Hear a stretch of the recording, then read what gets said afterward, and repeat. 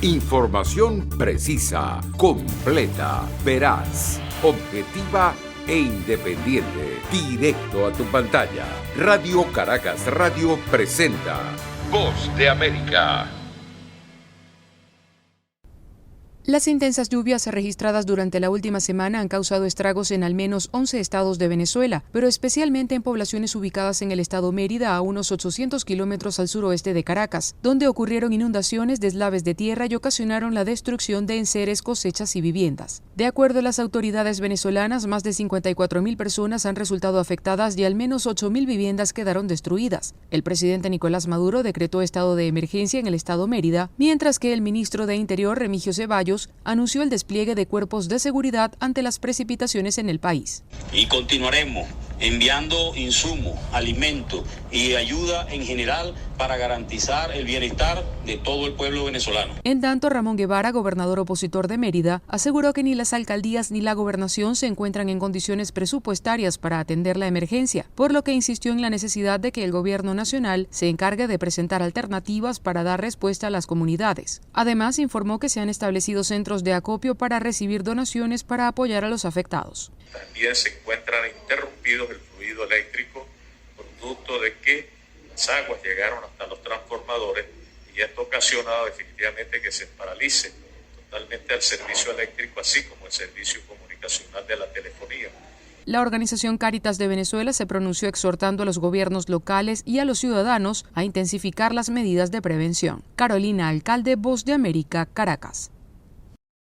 Los 4.355 millones de dólares que Argentina recibió por derechos especiales de giro del Fondo Monetario Internacional como parte del dinero que el organismo envió a sus miembros para amortiguar las consecuencias sufridas por la pandemia del COVID-19, el gobierno confirmó que los usará para pagarle al fondo. Esto nos permite afrontar la continuidad de las negociaciones para reprogramar los vencimientos de un préstamo por 44.000 millones de dólares contraídos durante la administración del presidente Mauricio Macri, dijo indignado el ministro de Economía Martín Guzmán. Que lo que hacen es generarnos una carga de deuda insostenible que tenemos que resolver justamente para poder contar con las capacidades que se requieren para las políticas públicas para el desarrollo. Mientras, en las calles de las grandes ciudades, sobre todo en Buenos Aires, las movilizaciones constantes de agrupaciones populares de pobres, de sindicatos alternativos y de partidos políticos de izquierda reflejan la grave crisis social y económica que padece el país, señalan los encargados de los comedores comunitarios.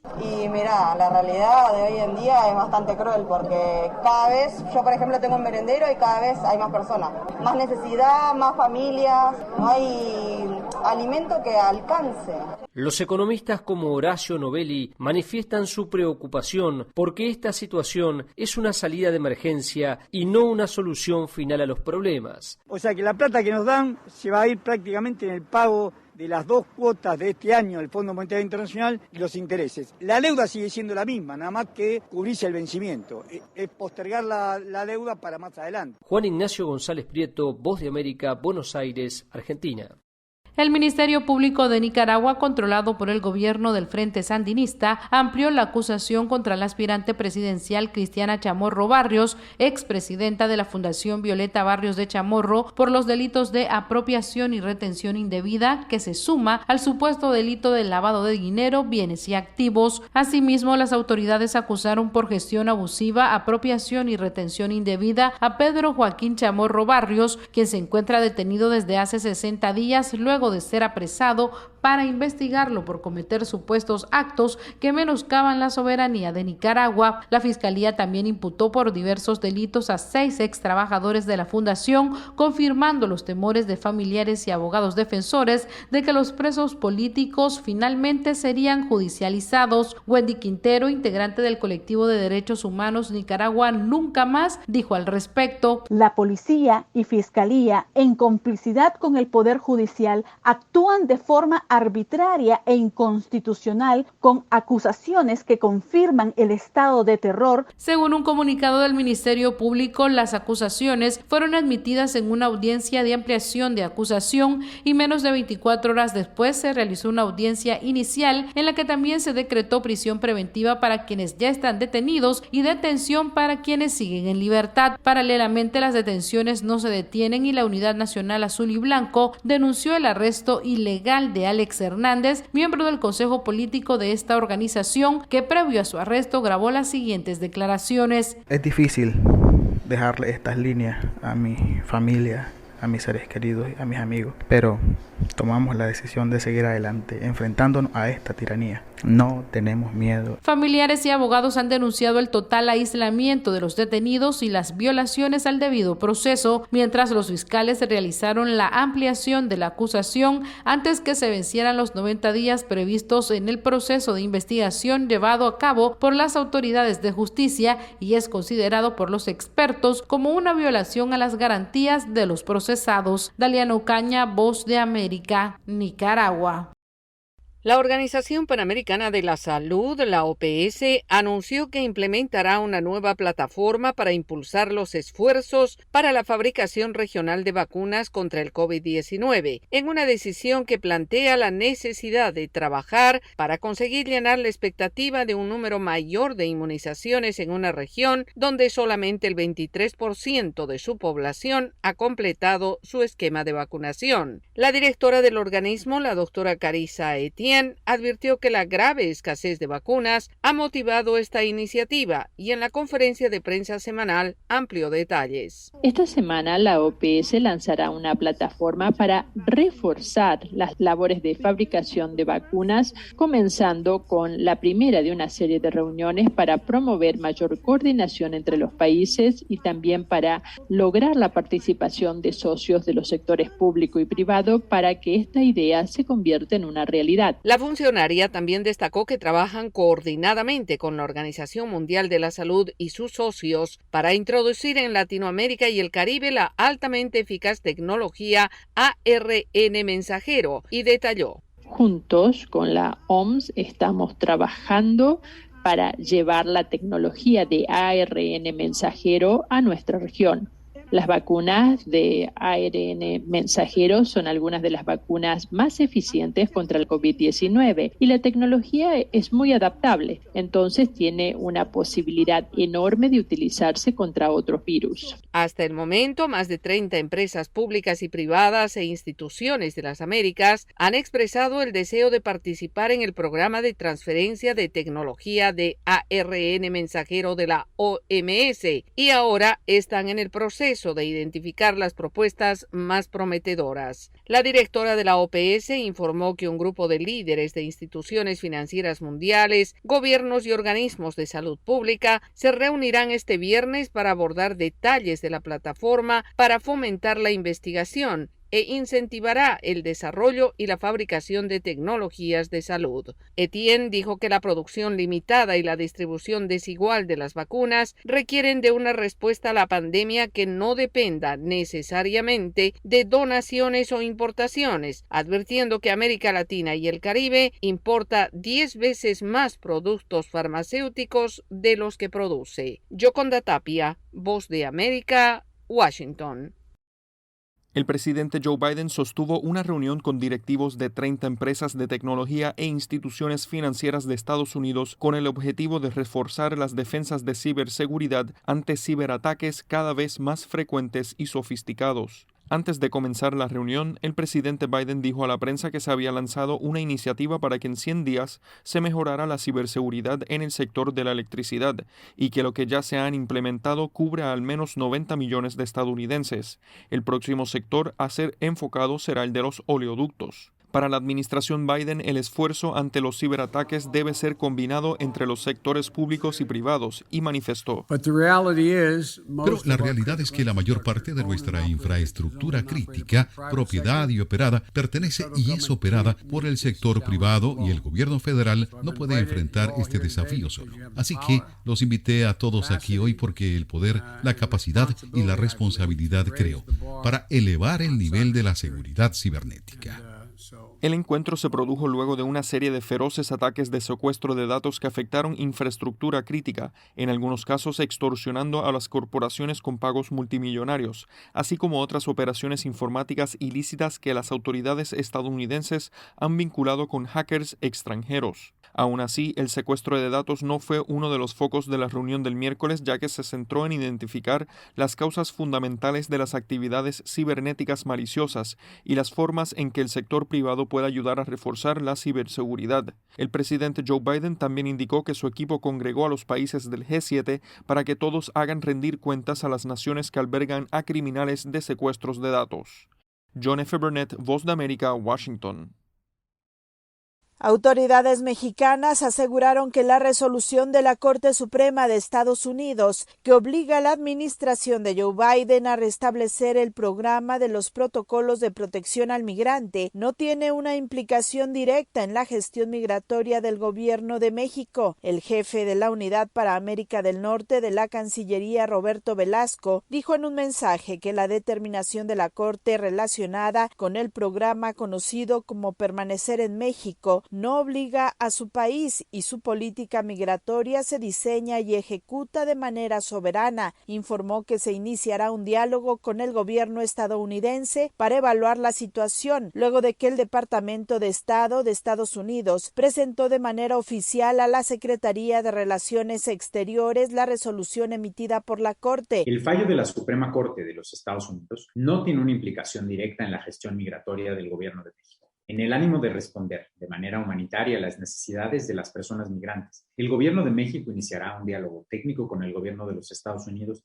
a fin de evaluar los escenarios en la gestión de flujos migratorios ordenados, seguros y regulares en la frontera con. En tanto, más de 70 organizaciones de México y Estados Unidos han solicitado al gobierno del presidente Andrés Manuel López Obrador que se oponga al restablecimiento del programa. La petición de asociaciones como Amnistía Internacional y Oxfam, colectivos religiosos y departamentos de varias universidades se dio a conocer horas antes de que la Corte Suprema de Estados Unidos emitiera su resolución. Sara Pablo, Voz de América, Ciudad de México.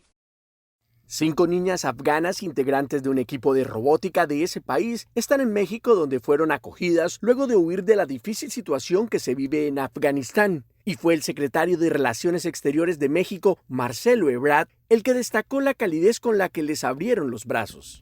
Nosotros pues podemos estar muy distantes de lo que ocurre en Afganistán, pero la causa humana, la protección de los valores y las causas que nos identifican a las y a los mexicanos hoy, pues han hecho que nos comprometamos para que ellas estén en México. Yo estoy seguro que van a ser recibidas como ellas lo elijan, el estatus legal que ellas consideren mejor, pero serán recibidas con mucho cariño por el pueblo de México. Ellas además son portadoras, como lo dijeron ahora, de un sueño y de una realidad que han construido con muchas dificultades, que es demostrar que podemos tener un mundo igualitario, fraterno, de igualdad entre los géneros. Entonces nos pareció muy importante abrirles nuestra casa. El grupo emprendió su viaje de evacuación hace 4 días y su primera parada fue en Doha, capital de Qatar, allí donde aún varios afganos esperan su destino final, y Nahid Rahimi, una de las integrantes del equipo de robótica, explicó lo ocurrido. Cuando vinimos de Afganistán fue una circunstancia miserable para nosotras, ya que dejamos a nuestra familia. Lo siento mucho, fue muy difícil para nosotras porque nuestra familia está allí y nuestro país está siendo destruido.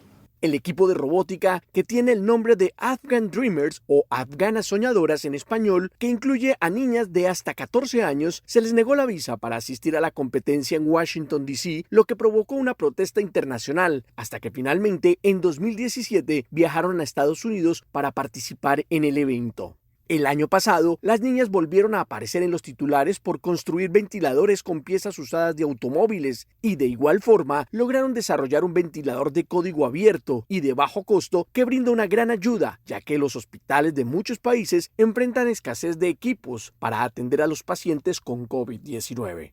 Sin embargo, en las últimas semanas, mientras los talibanes ocupaban rápidamente la mayor parte de Afganistán, estas niñas recibieron amenazas del grupo militar fundamentalista, lo que las hizo temer por sus vidas y su futuro bajo el gobierno de los talibanes. Héctor Contreras, Voz de América, Washington. El gobierno estadounidense centra todos sus esfuerzos en la evacuación de miles de civiles de Afganistán y a su criterio tienen los medios para finalizar esta histórica misión el martes 31 de agosto. Sin embargo, y por primera vez desde que los talibanes tomaran el control de la capital afgana, Estados Unidos también aseguró que no habrá fecha límite para ayudar a los estadounidenses o socios afganos que deseen salir de Kabul, y lo hizo a través del secretario de Estado Antony Blinken. Let me be crystal clear about this. Déjenme ser muy claro sobre esto. No hay fecha límite para nuestro trabajo para ayudar a los ciudadanos estadounidenses restantes que decidan que quieren irse a hacerlo, junto con los muchos afganos que nos han apoyado durante estos muchos años y que quieren irse y no han podido hacerlo. Ese esfuerzo continuará todos los días después del 31 de agosto. Blinken recordó que los talibanes han asumido compromisos públicos y privados para proporcionar y permitir un paso seguro en el futuro para estadounidenses, nacionales de terceros países y afganos en riesgo, y al mismo tiempo reiteró que Estados Unidos, sus aliados y más de la mitad de los países del mundo, 114 en total, emitieron una declaración en la que dejaron en claro a los talibanes que tienen la responsabilidad de cumplir con ese compromiso y proporcionar un paso seguro a cualquiera que desee salir del país, aun y cuando la evacuación estadounidense haya finalizado. Estamos desarrollando planes detallados sobre cómo podemos continuar brindando apoyo consular y facilitar las salidas para aquellos que deseen partir después del 31 de agosto. Nuestra expectativa, la expectativa de la comunidad internacional, es que las personas que quieran salir de Afganistán después de la partida del ejército estadounidense deberían poder hacerlo. Haremos todo lo posible para asegurarnos de que se cumpla esa expectativa. Ante las presiones de sus socios europeos y el Partido Republicano, el secretario Blinken fue enfático al asegurar en varias ocasiones que los esfuerzos no concluirán el 31 de agosto. Pero lo cierto es que esta hipótesis solo se llevará a cabo en la práctica si los talibanes lo permiten, y así lo aseguró el portavoz del Pentágono, John Kirby, cuando le preguntaron sobre el porvenir del aeropuerto de Kabul una vez los estadounidenses y sus aliados se hayan retirado.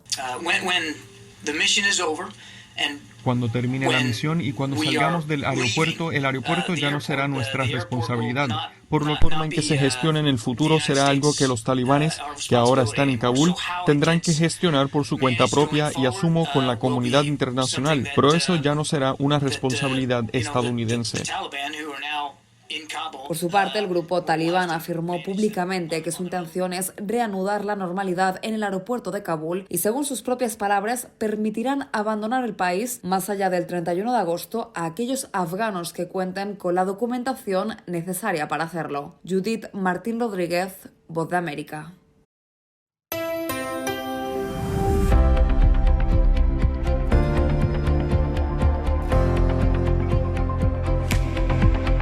Cordiales saludos a nuestra audiencia desde Washington. Soy Yoconda Tapia y hoy en Conversando con la Voz de América abordamos el tema de la situación que enfrenta Afganistán cuando el plazo de salida definitiva se cumple el 31 de agosto. Y fuera de la emergencia que Estados Unidos enfrenta en esa nación, están los recuerdos en la memoria de los que participaron en esta prolongada guerra de más de 20 años. Uno de esos casos es el del inmigrante salvadoreño Félix Herrera, que fue uno de los miles de soldados estadounidenses que estuvo en Afganistán como miembro de la Reserva de las Fuerzas Armadas de Estados Unidos para trabajar en la reconstrucción del país en 2002, luego de expulsar del poder a los talibanes, y ahora comparte algunas memorias en esta entrevista con La Voz de América. La memoria más viva que tengo de Afganistán es cuando llegamos, que era un caos total, no había una base, no había ninguna de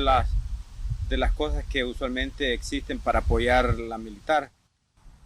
La gente recibió el ejército de los Estados Unidos en una forma confundida, porque muchos de ellos ni sabían lo que estaba pasando. La gente en las ciudades tal vez sabían, y ellos tenían su propia agenda. En cuanto a lo que nosotros veíamos era la necesidad de infraestructura y servicios esenciales como agua y electricidad, cosas que normalmente está disponible para nosotros, pero en otros lugares no existe. Herrera destaca que los acontecimientos que se desarrollan hoy en Afganistán traen a su memoria muchos de los momentos que vivió en esa nación. Para mí las imágenes que se ven ahorita en las noticias me hacen pensar más que todo con ese sueño que tenía de parte de los afganos en sí y la comunidad internacional de transformar a Afganistán en un país que funciona en una forma normal en la comunidad internacional. Todos esos sueños de la noche a la mañana se echan a la deriva y la gente viene de estar ilusionado a estar en peligro, que obviamente no pueden continuar sin tener repercusiones de parte de los talibán. Herrera, reservista estadounidense de origen salvadoreño, también expresa preocupación por sus compañeros de armas que están en Afganistán. La última vez que fui destacado a la guerra contra el terrorismo fue en Irak en el 2010. Así que han pasado ya muchos años de que no he estado destacado como efectivo militar en una guerra. Pero las memorias siempre continúan. Ver las imágenes que están pasando ahorita en Afganistán, no solamente de la población, que es el enfoque de mi trabajo en el ejército, sino también desde el punto de vista de los efectivos militares que están lidiando con los civiles. Son cosas que viví y básicamente las imágenes como que traen eso a primera plano en mi mente sobre mi experiencia en Afganistán y en Irak, lo difícil que es decidir qué hacer en un momento tan crítico cuando alguien entra o no hace o no hace lo que tiene que hacer y uno tiene que decidir en ese momento cómo reaccionar.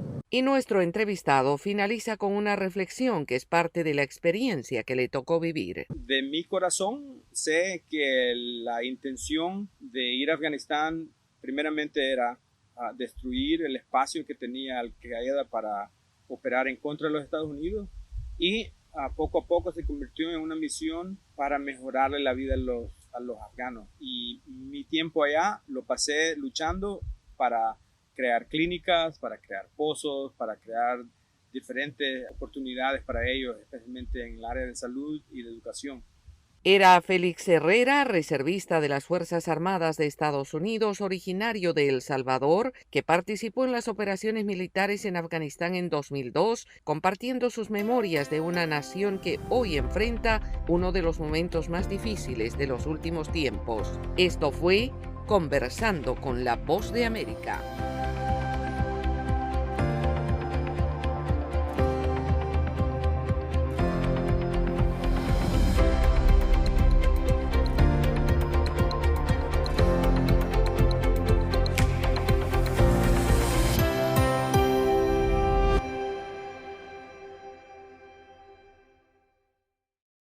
Información precisa, completa, veraz, objetiva e independiente. Directo a tu pantalla. Voz de América en RCR 750.